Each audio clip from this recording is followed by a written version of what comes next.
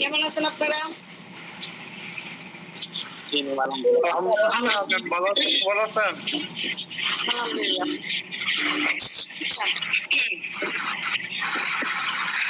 আজকে আমরা কি আলোচনা করব? সংবিধান, সাংবিধানিক আইন।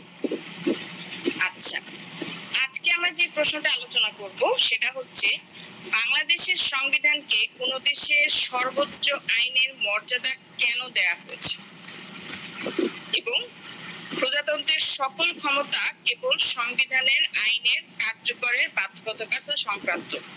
এই বিধানের উদ্দেশ্য কি? আচ্ছা, তার মানে আমরা কি বুঝলাম? সংবিধানটাকে যে বাংলাদেশ অর্থাৎ একটা দেশের সর্বোচ্চ আইনের মর্যাদা দেয়া হয়েছে, এইটা নিয়েই আমাদের আজকের আলোচনা। গত ক্লাসে আমি অলরেডি বলছিলাম যে সংবিধান হলো আপনার কি প্রত্যেকটা দেশের একটা মূল যে বিষয়, মূল যে তাৎপর্য, একটা দেশের ঐতিহ্য, একটা দেশের মানে রাষ্ট্র কিভাবে চলবে, নাগরিকদের কি কি অধিকার আছে, কি কি কর্তব্য আছে, এই সব কিছু আমরা এই সংবিধানের মাধ্যমেই জানতে পারি। এবং তার চেয়েও বড় কথা যে সংবিধানটা কিন্তু আমাদের আপনার মানে যতগুলো আইন তৈরি হয় প্রত্যেকটা আইন এই সংবিধানের যে রুলস গুলো আছে এই রুলস গুলো ফলো করেই তৈরি করা হয়। ওকে, এই জিনিসটাই আমরা আলোচনা করছিলাম। আচ্ছা, তাহলে আজকে দেখব কেন সংবিধানকে একটা দেশের সর্বোচ্চ মর্যাদা দেয়া হয়েছে। আমরা অলরেডি গত ক্লাসে এই বিষয়টা সম্পর্কে কিন্তু আলোচনা করে ফেলছি, তারপর আজকে বিস্তারিত আলোচনা করব। আচ্ছা, আমি একটু হালকা ভাবে বলি কেন একটা দেশের সংবিধানকে ওই দেশের সর্বোচ্চ মর্যাদা দেয়া হয়। শুরুতেই বললাম একটা দেশের আইন বলেন, তারপর হচ্ছে বিচারকরা যখন কোনো বিচার করতে যায় অর্থাৎ রায় প্রদান করতে চায়, সেই ক্ষেত্রে আপনার এই সংবিধানকে ফলো করতে হয়। এরপরে আপনার যখন নতুন নতুন কোনো আইন তৈরি করা হয় সেই ক্ষেত্রে আপনার করতে হয়। একটু ওয়েট। হ্যালো, হ্যাঁ বল। হ্যাঁ, আমি পরে কথা বলি, আমি ক্লাস নিচ্ছি তো, ক্লাস শেষ করে পরে কথা বলি তোর সাথে। আচ্ছা, তাহলে এই যে বিষয়গুলো বললাম এইটার কারণেই আমরা বুঝতে পারি যে একটা দেশের আইন আপনার সংবিধানকে ঘিরেই তৈরি হয়, অর্থাৎ সংবিধানের আলোকেই প্রত্যেকটা আইন নির্ধারণ করা হয় এবং কোনো আইনে এমন কোনো কিছু উল্লেখ করা হয় না যেই আইনগুলো নাকি যেই বিষয়গুলো নাকি আপনার আমাদের সংবিধানের যে রুলস গুলো আছে সেইগুলার পরিপন্থী। ঠিক আছে? আচ্ছা, তো এই কারণেই মূলত বলা হয় যেহেতু সব ক্ষেত্রে সংবিধানকেই ফলো করা হচ্ছে, বিচারক যখন জাস্টিস দিচ্ছে সেই ক্ষেত্রে সংবিধানকে ফলো করা হচ্ছে, তারপরে হচ্ছে আপনার বিভিন্ন আইন তৈরিতে সংবিধানকে ব্যবহার করা হচ্ছে, তারপরে আবার আমাদের যে কিছু বৈশিষ্ট্য থাকে অর্থাৎ মনে করেন যে চাহিদা যেটাকে বলা হয় মৌলিক কাঠামো, এই মৌলিক কাঠামো যে বিষয়টা এইটাও আমরা সংবিধানকে ফলো করেই কিন্তু তৈরি করি। তো এই সব কারণেই বলা হয় যে সংবিধান হলো কোনো একটা দেশের সর্বোচ্চ আইন। আচ্ছা, ক্লিয়ার? এতটুকু বুঝতে পারছেন সংবিধানকে কেন তাহলে সর্বোচ্চ আইন বলা হয়? কেউ একজন বলেন কেন বলা হয় সর্বোচ্চ আইন? বলেন, কেউ একজন বলেন সংবিধানকে কেন সর্বোচ্চ আইন বলা হয়, কি বুঝলেন বলেন? হ্যাঁ, আমার কথা শোনা যাচ্ছে? কথা শোনা যাচ্ছে কি? হ্যাঁ জি ম্যাডাম, কথা শোনা যাচ্ছে, কথা শোনা যাচ্ছে। হ্যাঁ, এখন তাহলে আমাকে বলেন সংবিধানকে কেন একটা দেশের সর্বোচ্চ আইন বলা হয়, কি বুঝলেন? আমি যতক্ষণ আলোচনা করলাম আপনারা কি বুঝলেন নিজের ভাষায় বলেন, আমি পরে বলতেছি, বলেন। সংবিধান একটি দেশের রাষ্ট্র পরিচালনার কর্তৃত্ব নির্ধারণ করে ম্যাম।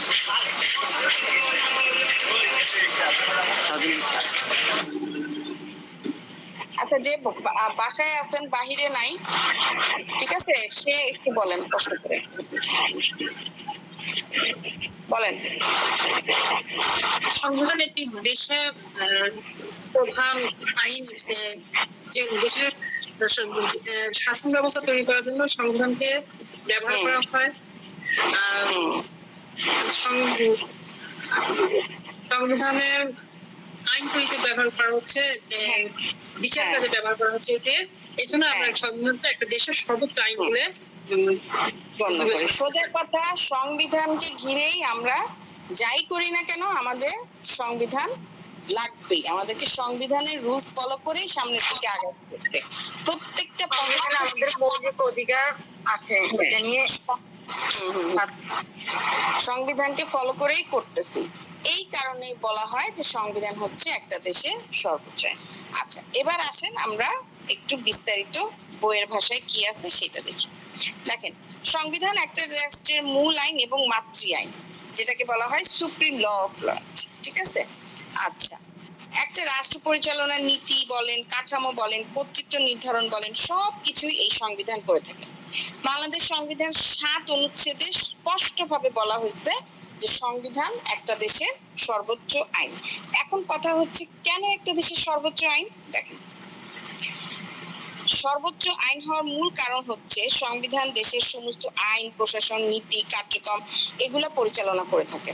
আমি আগেই বললাম যে একটা দেশ পরিচালনার ক্ষেত্রে সংবিধান ফলো করতে হয়, তারপরে আইন তৈরিতে সংবিধান ফলো করতে হয়, বিচারকরা বিচার করার জন্য সংবিধান ফলো করে থাকে। তো এইটা হচ্ছে মূল একটা বিষয়। যদি সংবিধানের বিরোধী হয়ে থাকে কারো কোনো বক্তব্য বা সিদ্ধান্ত, তাহলে সেই ক্ষেত্রে সেটা বাতিল করে দেয়া হবে। তার মানে এটার কারণে আমরা স্পষ্ট বুঝতে পারতেছি যে সংবিধান একটা দেশের মানে পরিচালনার জন্য, একটা দেশের প্রশাসন এবং ন্যায় বিচার পরিচালনার জন্য কতটা গুরুত্বপূর্ণ। আচ্ছা, এরপরে দেখেন 2 নাম্বার কি বলছে, রাষ্ট্রের কাঠামো নির্ধারণ। আমরা জানি একটা রাষ্ট্রের কাঠামো বলতে আমরা কি বুঝি? একটা রাষ্ট্রের কাঠামো নির্ভর করে 3টা বিষয়ের উপর, আইনসভা, তারপরে হচ্ছে নির্বাহী কর্ম বিভাগ, আর হচ্ছে বিচার বিভাগ। এই 3টা বিষয়ের উপর একটা দেশে আপনার মানে রাষ্ট্রের যে কাঠামো সেটা নির্ধারণ করে। এটা কিন্তু মৌলিক কাঠামোর বিষয় বলতেছি না, একটা টোটাল রাষ্ট্রটা কিসের উপর দাঁড়ায় আছে, কিসের উপর ভিত্তি করে দাঁড়ায় আছে, সেটা হচ্ছে আপনার আইনসভা, নির্বাহী কর্ম বিভাগ এবং বিচার বিভাগ, এটার উপর নির্ধারণ করে দাঁড়ায় আছে। তাহলে সংবিধান একটা রাষ্ট্রের আপনার 3টা অঙ্গ আছে, আইনসভা, নির্বাহী বিভাগ আর হচ্ছে বিচার বিভাগ। তো এগুলা কিভাবে চলবে তার সবকিছুই আপনার কি নির্ধারণ করে দিবে?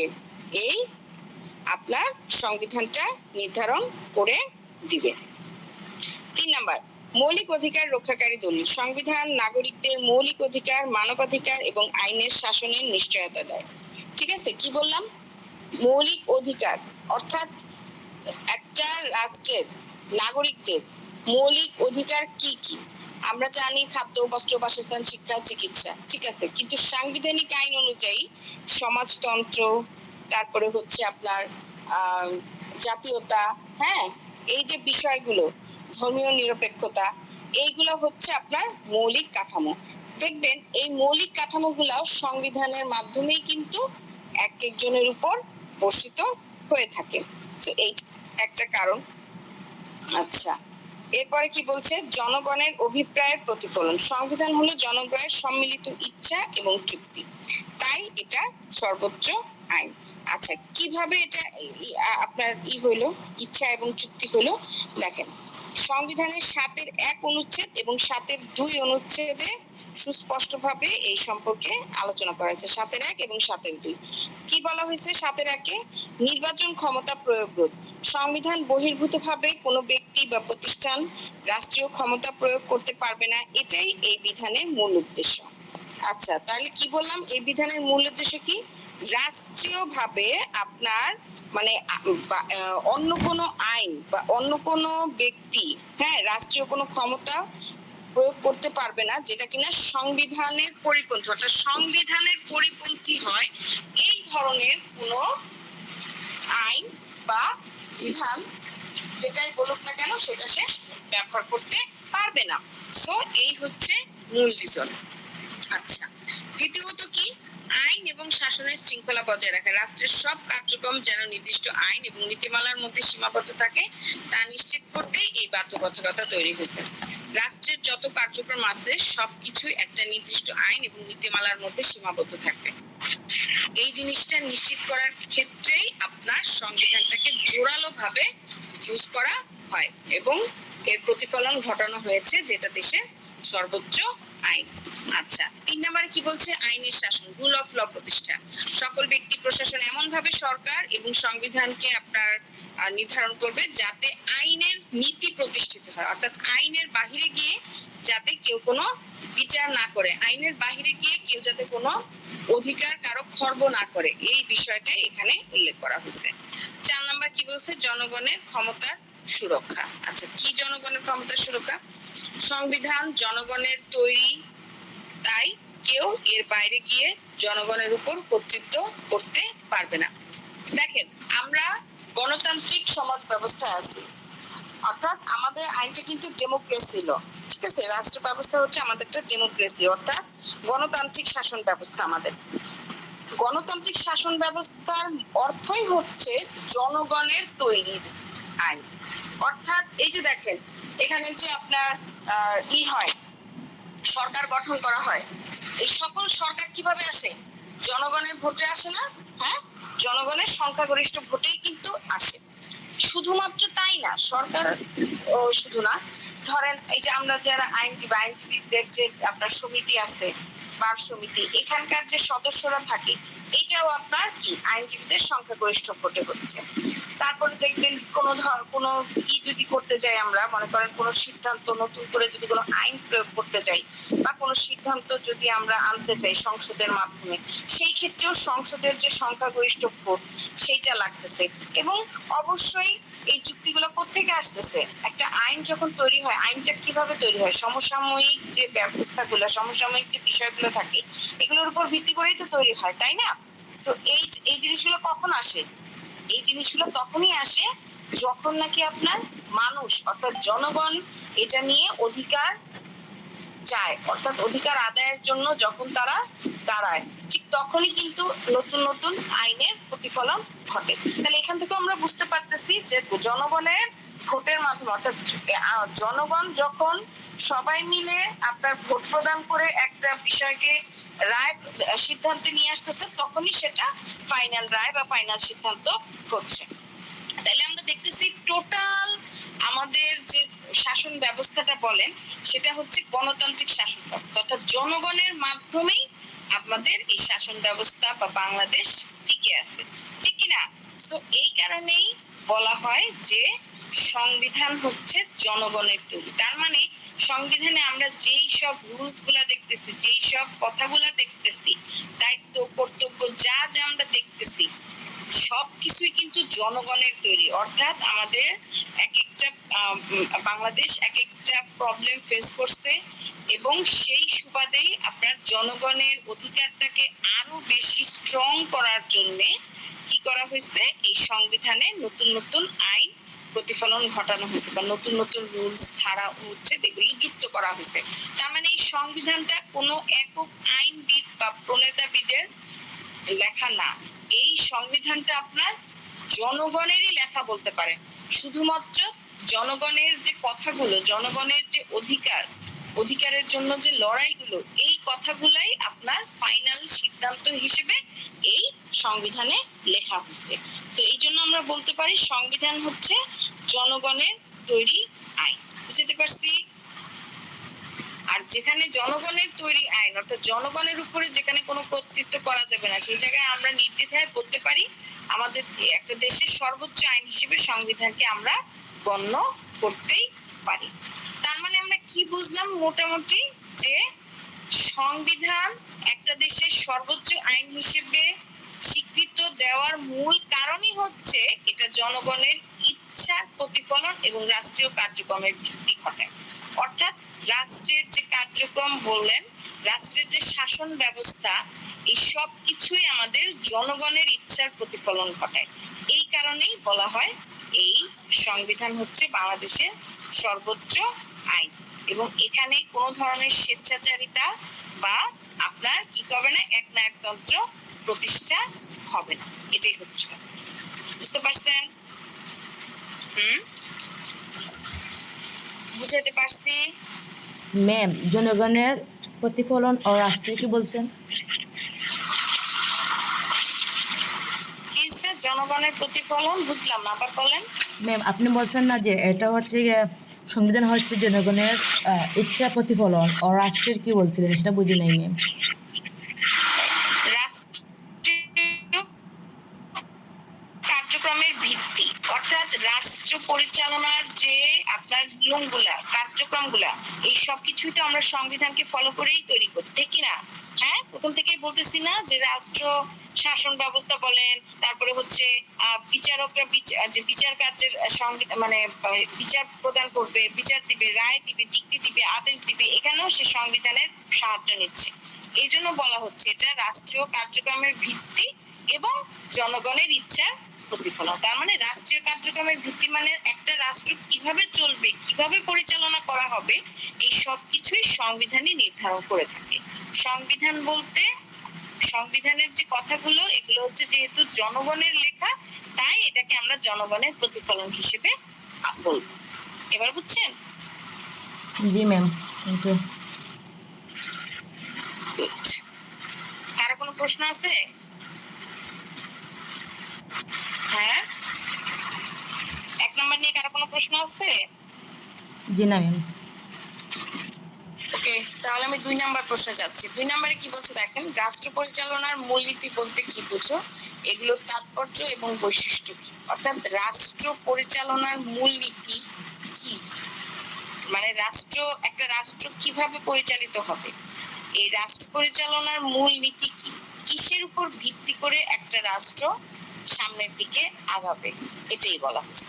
দেখেন, রাষ্ট্র পরিচালনা মূলনীতি মানে হচ্ছে fundamental principal of state policy, অর্থাৎ একটা রাষ্ট্র তৈরি করার জন্য মূল যে দিক নির্দেশনা, ঠিক আছে, সেই জিনিসটাই হচ্ছে রাষ্ট্র পরিচালনার মূলনীতি। তার মানে একটা রাষ্ট্র কেন আমরা শাসন করব, একটা রাষ্ট্র কিভাবে আমরা পরিচালনা করব, কিভাবে আমরা জনগণের অধিকার নির্ধারণ করব, হ্যাঁ, বা জনগণই বা রাষ্ট্রের জন্য কি কি কর্তব্য পালন করবে, এই সব কিছু আপনার এই রাষ্ট্র পরিচালনার মূলনীতির মধ্যে নির্ধারিত হবে। দেখো, রাষ্ট্র পরিচালনার মূলনীতি হলো কোন সংবিধানে নির্ধারিত কিছু মৌলিক দিক নির্দেশনা, যা রাষ্ট্রের কার্যকরী কি, সরকারের দায়িত্ব কর্তব্য, তারপরে হচ্ছে প্রশাসনিক কার্যক্রমের চিন্তা ভাবনা, অর্থাৎ কিভাবে প্রশাসনিক কার্যক্রমগুলো করা হবে, ডিল করা হবে, কূটনৈতিক যে বিষয়গুলো, এগুলো কিভাবে পরিচালনা করা হবে, এই সব কিছু আপনার নির্ধারণ করবে হচ্ছে সংবিধান। এই কারণে বলা হয় যে রাষ্ট্র পরিচালনার মূলনীতি হিসেবে সংবিধানকে প্রাধান্য দেওয়া হয়। দেখেন, বাংলাদেশ সংবিধানের 2য় বিভাগে 7 থেকে 25 অনুচ্ছেদে রাষ্ট্র পরিচালনার মূলনীতিগুলো সংরক্ষিত করা হয়েছে। অর্থাৎ একটা রাষ্ট্র পরিচালনা করার যে মূল যে উদ্দেশ্য বা মূল যে নীতিগুলা, এইগুলো আপনার এই জায়গায় এই 7 থেকে 25 অনুচ্ছেদের মধ্যে বলা হয়েছে। দেখেন, রাষ্ট্র পরিচালনার মূলনীতি বলতে আমরা কি বুঝি, এমন কিছু মৌলিক আদর্শ, লক্ষ্য ও নীতিকে বোঝায় যা একটি রাষ্ট্র কিভাবে পরিচালিত হবে তার সাংবিধানিক নির্দেশনা হিসেবে কাজ করে। এগুলো রাষ্ট্রের রাজনৈতিক, অর্থনৈতিক, সামাজিক নীতির কাঠামোকে নির্ধারণ করে। তার মানে এটা রাষ্ট্রের রাজনৈতিক কাঠামো নির্ধারণ করবে, অর্থনৈতিক কাঠামো নির্ধারণ করবে এবং সামাজিক কাঠামো, 3টা নীতির কাঠামোই এটা নির্ধারণ করবে। আচ্ছা, দেখেন এবার মূলনীতির তাৎপর্য গুরুত্বটা কি। তাহলে রাষ্ট্র পরিচালনার মূলনীতি কি, এটা বুঝে গেছে? রাষ্ট্র পরিচালনার মূলনীতি কি বুঝছেন? একটা রাষ্ট্র কিভাবে পরিচালিত হবে, অর্থাৎ মৌলিক আদর্শ, লক্ষ্য, অর্থাৎ একটা রাষ্ট্রের মৌলিক আদর্শ, লক্ষ্য এবং নীতিকে বোঝাচ্ছে। তার মানে হচ্ছে একটা রাষ্ট্র কিভাবে পরিচালনা করতে হবে, সাংবিধানিক দিক নির্দেশনাটা কি হবে, এবং এই নীতিগুলা রাষ্ট্রের রাজনৈতিক বলেন, অর্থনৈতিক বলেন এবং সামাজিক নীতি বলেন, এগুলোকে কিভাবে পরিচালনা করবে, কিভাবে নির্ধারণ করবে, এই জিনিসটাই হচ্ছে আপনার রাষ্ট্র পরিচালনার মূলনীতি। বুঝাতে পারছি? রাষ্ট্র পরিচালনার মূলনীতি বুঝছেন? জি ম্যাম। আচ্ছা, এবার আসেন রাষ্ট্র পরিচালনা মূলনীতির তাৎপর্য বা বৈশিষ্ট্য যেটাই বলেন। আচ্ছা, দেখেন রাষ্ট্র পরিচালনায় দিক নির্দেশনা প্রদান, এগুলো সরকারের নীতি নির্ধারণ এবং আইন প্রণয়নে পথ নির্দেশক ম্যাম, হিসেবে। বলেন। স্ক্রিন মনে হয় দেখা যাচ্ছে না ম্যাম। কেন আমি সবার স্ক্রিন শেয়ার করছি, স্ক্রিন দেখতে পাচ্ছেন না? জি না ম্যাম, আপনার স্লাইডটা দেখা যাচ্ছে না। তো এতক্ষণ ধরে বলতেছেন না কেন? আমি যে পড়াচ্ছি আপনারা বলবেন না? না বললে কিভাবে বুঝবো? এখন দেখা যাচ্ছে? জি ম্যাম। হ্যাঁ ম্যাডাম, দেখা যাচ্ছে। হ্যাঁ, তো আমাকে বলতে হবে তো, না বললে আমি বুঝবো যে আপনারা দেখতে পাচ্ছেন কি পাচ্ছেন না। যাই হোক, রাষ্ট্র পরিচালনা তাহলে তাৎপর্যটা কি? সরকারের নীতি নির্ধারণ এবং আইন প্রণয়নে পথ নির্দেশক হিসেবে এটা বিশেষ ভূমিকা পালন করে। প্রথম যে কথা সেটা কি? সরকারের নীতি নির্ধারণ, অর্থাৎ সরকার তো জনগণেরই তৈরি, তাই না? জনগণ সংখ্যাগরিষ্ঠ ভোটের মাধ্যমেই সরকার নির্ধারণ করবে একটা রাষ্ট্রে। আপনার মনে চাইলেও আপনি সরকার হয়ে গেলেন দেশের আর সবাই আপনাকে মানবে, বিষয়টা তা না। সবাই যাকে পছন্দ করবে শুধুমাত্র তাকেই আমরা সরকার বলে গণ্য করব, ঠিক আছে? আচ্ছা, এখন সরকার হয়ে গেলেই যে আপনার কাজ শেষ হয়ে গেল, বিষয়টা তা না। মানে আপনি একটা দেশের সরকার, মানে একটা দেশের প্রধান হয়ে গেলেন, তার মানে হচ্ছে আপনার আর কোনো কাজ নাই, সবাই আপনাকে হুজুর হুজুর করবে, আপনার কথায় উঠবে বসবে, বিষয়টা তা না। আপনি সরকার হয়েছেন তার মানে আপনার অনেক দায়িত্ব আছে। মনে রাখবেন, আপনি যত উপরের দিকে যাবেন আপনার দায়িত্ব তত বেশি বাড়বে, ঠিক আছে?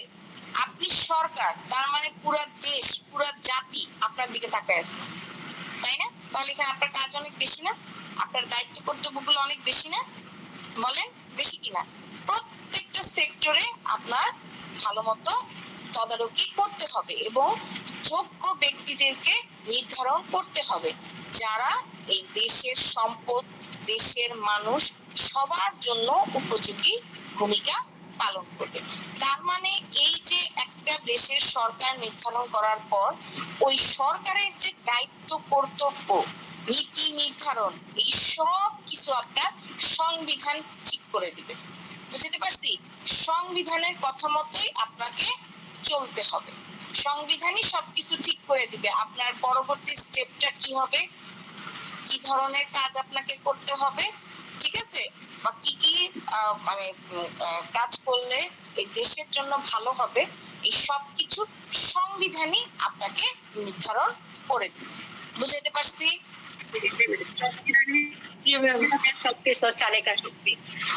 হ্যাঁ, সংবিধানে ম্যাডাম সবকিছুর চালিকা শক্তি। সংবিধানে হ্যাঁ, কি করতে হবে না হ্যাঁ, সবকিছুর চাবিকাঠি। সোজা কথা, আইন প্রণয়নের পথ প্রদর্শক বা পথ নির্দেশক হিসেবে সংবিধান একটা গুরুত্বপূর্ণ ভূমিকা পালন করে, ঠিক আছে? আচ্ছা, এরপরে দেখেন জনগণের আকাঙ্ক্ষার প্রতিফলন। রাষ্ট্র পরিচালনার মূলনীতির মাধ্যমে জনগণের ইচ্ছা এবং স্বাধীনতার চেতনা সংবিধানে প্রতিফলিত হয়। এই যে দেখেন, ফ্যাসিস্ট সরকারকে করার পরে সবাই বাক স্বাধীনতা ফিরে পাইছে, ঠিক আছে? যেটা অন্যায়, আমাদের ইসলামেও বলা আছে অন্যায় যেটা সেটা তুমি অবশ্যই প্রতিবাদ করবা। ঠিক তেমনি ভাবে আমাদের সংবিধানেও বাক স্বাধীনতা দেয়া আছে, জনগণের বাক স্বাধীনতার অধিকার আছে। যেটা অন্যায় সেটা তুমি উঁচু গলায় বলতে পারবা, অর্থাৎ অন্যায়ের প্রতিবাদ আপনি নির্ভয়ে নির্দ্বিধায় করতে পারবেন, ঠিক আছে? এই অধিকারটা আমাদের সংবিধানের জনগণকে দেয়া হয়েছে এবং আপনাকে ন্যায়ের সাথে থাকতে হবে, এই অধিকারটা আমাদের সংবিধানে জনগণকে দেয়া হয়েছে, এইটি। আচ্ছা, গেল। এরপরে কি বলছে? নীতি ও কর্ম পরিকল্পনার ভিত্তি। এই যে দেখেন, প্রশাসন কিভাবে চলবে, সরকারের কতদিন থাকতে হবে। আমরা জানি একটা সরকার 5 বছরের জন্য নির্ধারিত হয়। প্রত্যেক 5 বছর পর পর কি হয়, আমাদের নতুন করে ভোট হয়। তাহলে এই জিনিসটাও আমাদের কোথায় বলা আছে? সংবিধানেই বলা আছে। এগুলা কিন্তু আপনি অন্য কোনো আইনে পাবেন না। সরকার কতদিনের জন্য নির্ধারিত হবে, তারপরে হচ্ছে মন্ত্রী পরিষদের সদস্যদের কাজ কি, তারা কতদিনের জন্য নির্ধারিত হবে, তারা কার কার কাছে আপনার দায়ী থাকবে স্বীকারোক্তি দিতে বা জবাবদিহিতা করতে, এই সব কিছু কিন্তু আমাদের সংবিধানে বলা হয়েছে। ঠিক আছে, তার মানে আমরা বুঝতে পারতেছি একটা দেশের প্রশাসন কিভাবে চলবে এবং সেই প্রশাসনের কর্ম পরিকল্পনার ভিত্তিটা কি সেটা সম্পূর্ণ নির্ভর করবে আমাদের রাষ্ট্র পরিচালনার মূলনীতির উপর, যেটা নাকি সংবিধানে সুস্পষ্টভাবে উল্লেখ করা হয়েছে ২য় বিভাগের ৭ থেকে ২৫ অনুচ্ছেদে। আচ্ছা, এরপরে কি বললাম? সামাজিক ন্যায় এবং মানবিক মর্যাদার প্রতিষ্ঠা। এই নীতিগুলার মূল লক্ষ্যই হচ্ছে শোষণমুক্ত, ন্যায় ভিত্তিক এবং মানব মর্যাদাকে সমুন্নত করা। ঠিক আছে, অর্থাৎ এই রাষ্ট্র পরিচালনার মূলনীতির মূল উদ্দেশ্যই হচ্ছে, আপনার কথা শুনতে পাচ্ছেন আমার? জি ম্যাম। আচ্ছা, এই রাষ্ট্র পরিচালনার মূল নীতি হচ্ছে আমার কি, সরকার। আচ্ছা, তাহলে এই রাষ্ট্র পরিচালনার মূল নীতি হচ্ছে আমার একটা, মানে আমার দেশকে শোষণ মুক্ত, ন্যায় ভিত্তিক এবং সর্বোচ্চ পর্যায়ের মর্যাদা, গরিব দুঃখী থেকে নিয়ে উচ্চ লেভেল পর্যন্ত, অর্থাৎ নিম্নবিত্ত থেকে নিয়ে শুরু করে একদম উচ্চবিত্ত পর্যন্ত সবাইকে করতে হবে। ঠিক আছে, এইটাই হচ্ছে রাষ্ট্র পরিচালনার মূলনীতি, অর্থাৎ সামাজিক ন্যায় এবং মানবিক মর্যাদা প্রতিষ্ঠা করা। সামাজিকভাবে ন্যায় বিচার প্রতিষ্ঠা করতে হবে এবং মানবিক মর্যাদা অর্থাৎ মানুষকে মর্যাদা করতে হবে। এটাই হচ্ছে আমাদের রাষ্ট্র পরিচালনার মূলনীতির প্রধান প্রধান বৈশিষ্ট্য। বুঝতে পারছেন? কিন্তু বাস্তবে কি আসলে মানা হয় বলেন? বর্তমানে মব জাস্টিস জায়গায় জায়গায় আমরা দেখতে পাই না? কিছু হলেই মব জাস্টিস করা হচ্ছে।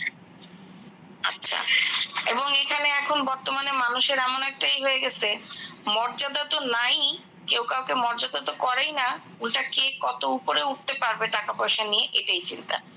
এই গতকালকে দেখলাম না, কাকে যেন, মানে ভুলে গেলাম আমি লোকটার নাম, ওই যে জুতার মালা পরায় যে করলো, কে জানো লোকটা? জানেন আপনারা বিষয়টা? হ্যাঁ জানেন? খবর দেখছেন কিছু? খবর দেখে নামটা ভুলে গেছি, যাই হোক, মানে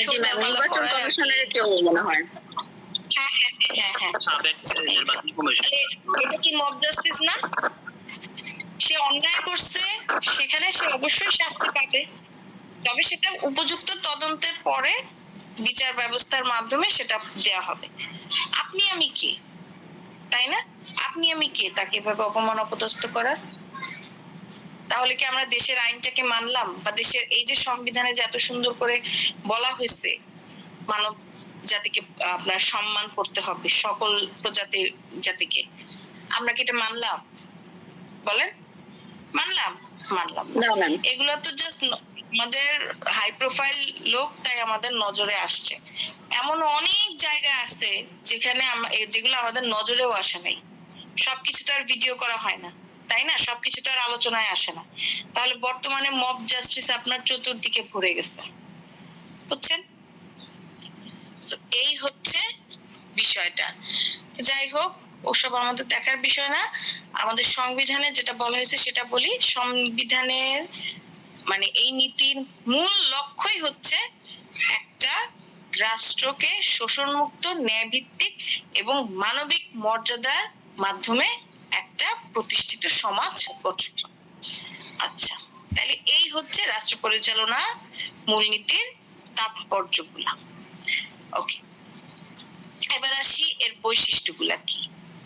আচ্ছা, রাষ্ট্র পরিচালনার মূলনীতির যে বৈশিষ্ট্যগুলো হচ্ছে কি, সংবিধানের অপরিবর্তনীয় অংশ, অর্থাৎ সংবিধানের ক অনুচ্ছেদ অনুসারে মূলনীতি সংবিধানের মূল কাঠামোর অন্তর্ভুক্ত এবং এগুলো পরিবর্তন অযোগ্য। অর্থাৎ 7 ক অনুচ্ছেদ অনুযায়ী যেই বিষয়গুলো বলা হয়েছে সংবিধানের মৌলিক কাঠামো হিসেবে, এগুলো আপনার কখনোই পরিবর্তন করা যাবে না। এটা আমি মনে হয় ফার্স্ট ক্লাসে বলছিলাম। আপনি সংশোধন করতে পারবেন অবশ্যই, কিন্তু সেটা পুরোপুরি পরিবর্তন বা বাতিল আপনি কখনোই করতে পারবেন না। আচ্ছা, দ্বিতীয় কি বৈশিষ্ট্যটা, এগুলো বাধ্যতামূলক নয়। ঠিক আছে, অর্থাৎ এই যে নীতিগুলা এগুলো আদালতে সরাসরি বাস্তবায়নের জন্য দাবি করা যাবে না। তার কারণ হচ্ছে এগুলো বাধ্যতামূলক না। তবে হ্যাঁ, আপনি শুধুমাত্র এগুলো অনুসরণ করতে পারবেন। আমি বারবার বলতেছি যে জাস্টিসটা মনে করেন যে বিচার যখন করতে যায়, কোনো একটা মামলার রায় প্রদান করতে যায়, সেই ক্ষেত্রে সে সংবিধানটাকে ফলো করে। কিন্তু কখনো কি শুনছেন যে সংবিধানের এত অনুচ্ছেদ অনুযায়ী তাকে এই শাস্তিটা দেওয়া হয়েছে? এরকম শুনছেন কোনোদিন? বলেন, শুনছেন কোনোদিন? না, শুনিনি। না। এটা কি বলা হচ্ছে, পেনাল কোডে অর্থাৎ দণ্ডবিধির এত ধারা অনুযায়ী তার যাবজ্জীবন কারাদণ্ড দেয়া হলো বা তাকে মৃত্যুদণ্ড প্রদান করা হলো। জাস্ট এটা অনুসরণ করা হয়, এটার উপর ভিত্তি করে কিন্তু কোনো রায় প্রদান করা হয় না, মনে রাখবেন। এই আইনটাকে অনুসরণ করা হয়। কেন অনুসরণ করা হয়? যে আমি পেনাল কোডের ধরেন ফর এক্সাম্পল আমি চুরির একটা শাস্তি দিব, আমার পেনাল কোডে যে শাস্তির কথাটা বলা আছে সেই শাস্তিটা যেন সংবিধানের পরিপন্থী না হয়। এবং সংবিধানে বারবারই বলা হচ্ছে জনগণকে আপনার কি করার, তাকে সম্মান দেয়া, তার অধিকার যাতে খর্ব না হয় এই জিনিসটার দিকে খেয়াল রাখা। হ্যাঁ, সে একজন অপরাধী ঠিক আছে, কিন্তু তার মানে এই না সে তাকে আমরা একদম সমাজের একেবারে খারাপ এক পর্যায়ে আমরা ফেলে দিব, তাকে তুচ্ছ তাচ্ছিল্য করব, তাকে খাবার খেতে দিব না, তাকে থাকতে দিব না, এই জিনিসগুলো করা যাবে না। ঠিক আছে, মনে রাখবেন সংবিধানের মূল কথা হচ্ছে অপরাধীকে না, অপরাধকে ঘৃণা করো। তাহলে একটা মানুষ যদি কোনো অপরাধ করেও থাকে সেটা শুধরায় সে নিয়ে আসা হচ্ছে একটা রাষ্ট্রের মূল দায়িত্ব।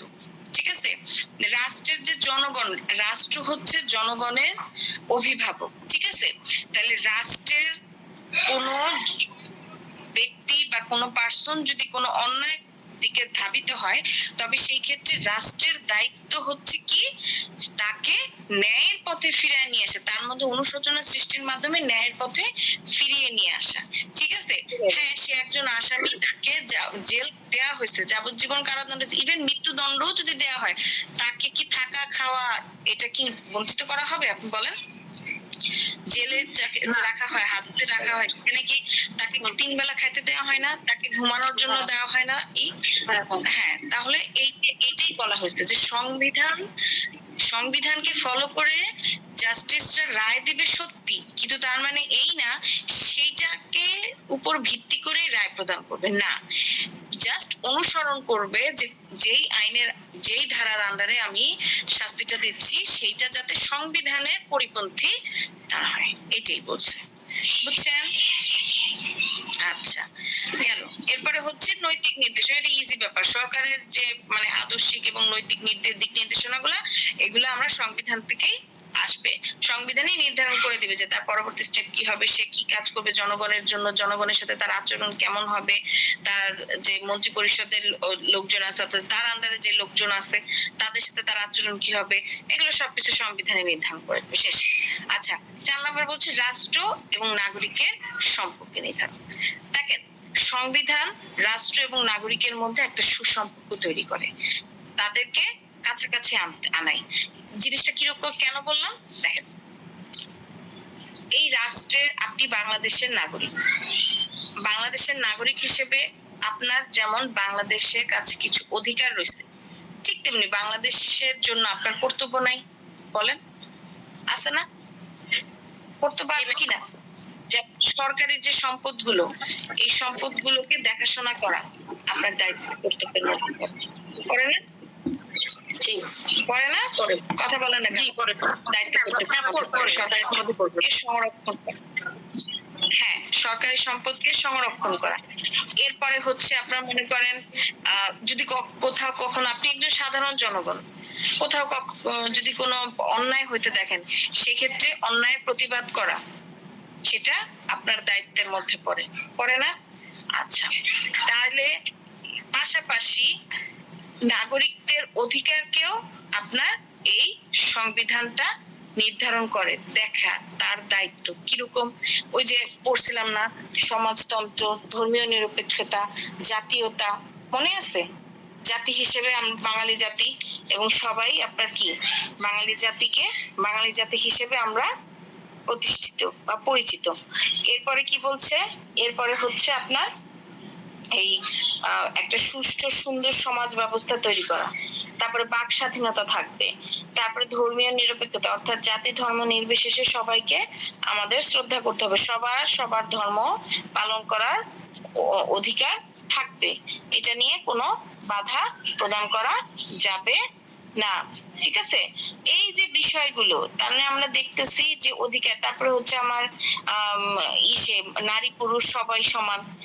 ঠিক আছে, কর্মক্ষেত্রে বলেন, তারপরে যে কোনো ইসে বলেন, নারীরা যাতে পুরুষদের সাথে তাল মিলায় চলতে পারে সেই ব্যবস্থা করা।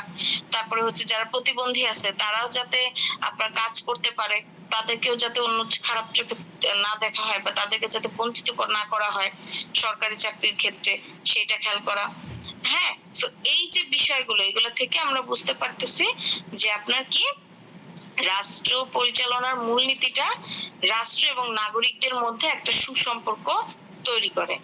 রাষ্ট্র এবং নাগরিককে বুঝায় দেয় যে যেমন রাষ্ট্রের প্রতি নাগরিক হিসেবে তোমার দায়িত্ব কর্তব্য আছে, ঠিক তেমনি রাষ্ট্র হিসেবে তোমারও নাগরিকদের প্রতি কিছু কর্তব্য আছে, অর্থাৎ নাগরিকরা এই অধিকারগুলো তোমার কাছ থেকে প্রাপ্য, তোমার কাছে পাবে। এটি বুঝাতে পারছি? জি ম্যাম। তার মানে আমরা এখন আলোচনা করে কি বুঝলাম? রাষ্ট্র পরিচালনার মূলনীতিটা হচ্ছে একটা দেশের সাংবিধানিক প্রাণ। ঠিক আছে, এগুলো প্রত্যেকে একটা আরেকটার সাথে পরিপূরক ভাবে জড়িত, যেমন গণতান্ত্রিক, মানবিক, ন্যায় ভিত্তিক, হ্যাঁ, এই সমাজতান্ত্রিক, এই সব কিছু একটা আরেকটার সাথে পরিপূরক, এবং এগুলো একত্রিত করেই আপনার রাষ্ট্রটা গঠন করা হয়। হ্যাঁ, এটাই বলা হয়েছে। তার মানে সংবিধানের আপনার যে রাষ্ট্র পরিচালনার মূল নীতি, এইটার মূল উদ্দেশ্যই হচ্ছে একটা সমাজতান্ত্রিক, নিরপেক্ষ এবং স্বৈরাচার বিহীন একটা সুন্দর সমাজ ব্যবস্থা তৈরি করা, যেখানে রাষ্ট্র এবং নাগরিক সকলের মধ্যে একটা সুসম্পর্ক বজায় থাকবে। বুঝছেন?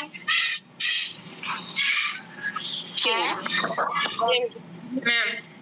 আচ্ছা, হ্যাঁ বলেন, কিছু বলবেন? আচ্ছা, কিছু না বললে আমার মনে হয় কারো কোনো সমস্যা নাই। আমি একটু পেনাল কোড, এটা কি জিনিস, এটা বুঝিয়ে দিতেন। পেনাল কোড, দণ্ডবিধি 1860। এই আইনটা হচ্ছে মূল আইন, ক্রিমিনাল ল এর মাদার ল বলতে পারেন দণ্ডবিধি। ঠিক আছে, সাধারণত দণ্ডবিধি, হ্যাঁ এটা কি 1860 সালে প্রতিষ্ঠিত হয়েছে? হ্যাঁ, 1860 সালে ব্রিটিশ আমলে এটা প্রতিষ্ঠিত হয়েছে। তারপর থেকেই এই আইনটা আমরা ফলো করি। এটা হচ্ছে ইন্ডিয়ান পেনাল কোড, অর্থাৎ এটা ব্রিটিশরা যেহেতু ইন্ডিয়ার ওখানে উপস্থিত ছিল, ওইখানে সর্বপ্রথম এই আইনটা প্রতিষ্ঠিত হয়, এবং ইন্ডিয়ার যারা তারা এই আইনটাকে ফলো করতেছিল। তারপরে আস্তে আস্তে পাকিস্তান ফলো করা শুরু করলো, এরপরে হচ্ছে আমাদের বাংলাদেশ। তার মানে ইন্ডিয়া, পাকিস্তান, বাংলাদেশ, এই তিনটা দেশের পেনাল কোড একই, শুধুমাত্র কিছু বিষয় পরিবর্তন আছে, কিন্তু শাস্তি টাস্তি সবকিছু সেম। বুঝতে পারছেন? তার মানে আমাদের ইন্ডিয়ান পেনাল কোড এবং বাংলাদেশের পেনাল কোড সেম, এবং ক্রিমিনাল যত মামলাগুলো আছে সবগুলার শাস্তি এটার আন্ডারে দেওয়া। এটার মধ্যে সব শাস্তির কথা বলা হয়েছে, চুরির শাস্তি, ধর্ষণের শাস্তি, ছিনতাই করার শাস্তি, মারামারির শাস্তি, বেআইনি সমাবেশের শাস্তি, তারপরে হচ্ছে আপনার প্রতারণার শাস্তি, হ্যাঁ, মানে যত ধরনের অন্যায় আছে সব শাস্তি এটার মধ্যে দেওয়া আছে। এখানে মোটামুটি 511টা ধারা, এবং এই 511টা ধারা জুড়ে সবগুলাতেই আমাদের শাস্তি বলা হয়েছে। এবং অ্যাজ এ লয়ার এই আইনটা যারা মানে আইনজীবী তাদের মাথার মধ্যে রাখতে হয়। কারণ যেখান থেকে আসুক না কেন, যেভাবে আসুক না কেন, আপনাকে শাস্তিটা আপনার জানতে হবে। এই আইনটা জামিনযোগ্য, অর্থাৎ এই আমার যে মামলাটা হইলো, এই মামলাটা কি জামিনযোগ্য না জামিন অযোগ্য, এটা আপনাকে জানতে হবে। এবং সবচেয়ে বড় কথা, যারা বিচারক জাস্টিস, তাদের এই আইনটা একদম মাথার ভিতরে কম্পিউটারের মতো রেখে দিতে হয়। বুঝতে পারছেন? সোজা কথা, ক্রিমিনাল যতগুলো মামলা হয়, সবগুলা মামলার সবগুলা অন্যায়ের শাস্তি এই আইনটার মধ্যে উল্লেখ হয়েছে। এটা হচ্ছে ক্রিমিনালের মাদার ল, বুঝছেন? মূল আইন। জি। হ্যাঁ, মেমোনার তো ফার্স্ট ইয়ার, তো ওই কারণে আসলে সাবজেক্টটা পড়ে নাই, ফাইনাল ইয়ারে গেলে পড়বেন। হ্যাঁ বুঝতে পারছি, সমস্যা নেই। আমি বললাম ফাইনাল ইয়ারে যখন যাবে তখন আস্তে আস্তে সব জানতে পারবে। এর থেকেও ভালো মতো জানতে পারবে যখন বার কাউন্সিলের প্রিপারেশন নেবে। এখন অত ভালো করে বুঝবে না সব কিছু, আস্তে আস্তে বুঝবে। আচ্ছা, যাই হোক, তো আমার মনে হয় ক্লাস শেষ, 56 বেজে গেছে। আশা করি আগামী ক্লাসে আমরা বাকি প্রশ্নগুলো আলোচনা করব। ঠিক আছে, ভালো থাকবেন সবাই। ঠিক আছে ম্যাম, ধন্যবাদ। আসসালামু আলাইকুম। আসসালামু আলাইকুম।